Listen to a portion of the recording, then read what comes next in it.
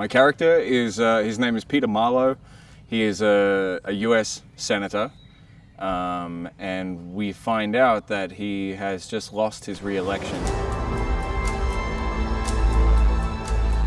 Peter Marlowe, to me, comes across as obviously someone who is ambitious. I think it's interesting to delve into this character that has gotten himself to a certain position and is now dealing with the consequences of his actions. But the interesting thing about the majority of this film is that it is a fantasy, a revenge fantasy, almost a dream that that he is embracing and allowing to move to its fulfillment.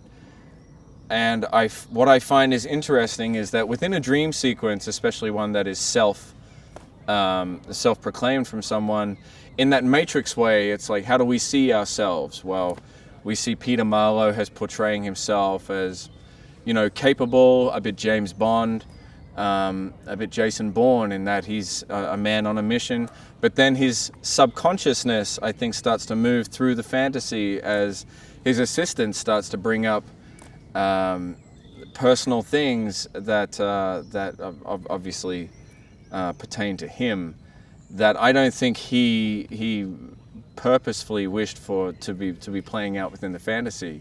Things that his fantasy isn't going in its ideal way that he would have liked to have. His subconscious is taking over in a certain way, and then I think as reality crashes in at the end of the film, I think we see a man who is now left with what he thinks is with nothing, and then in a crisis of his life. He's dealing with the consequences of his actions. He's played out a fantasy of what he would like to do to his wife, but now now he really comes to the choice and in reality of what's he going to do now. Yeah.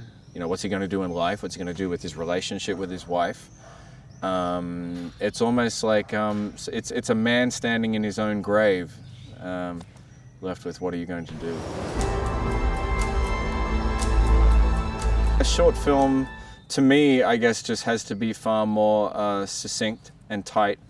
I think you have the opportunity to tell a story such as this that can move through a dreamlike or a fantasy-like landscape, but then rather than have to wrap it up or take a long time in getting to the point of the crisis of a character that we have at the end of this film, within a short time period, we take the audience to that point. I think that's what a short film does.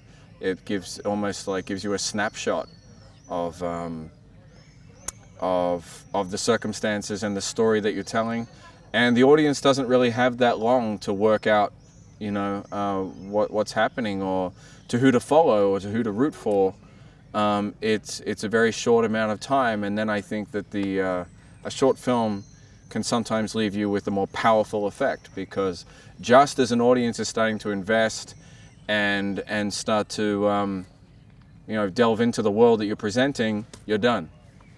And so I think it has a short film can have a very powerful effect. This is the first time I've done a short film of this type, meaning that I see this film in the realm of like an Arthur Schnitzer play, like Eyes Wide Shut, of someone following a fantasy to its end and then being faced with the character's crisis.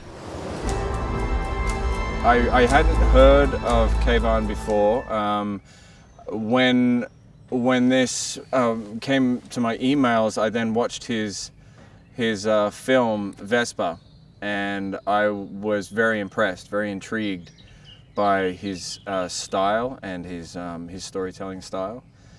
And of course, then he sent me the script, and then of course he said to me that we will be filming in Paris.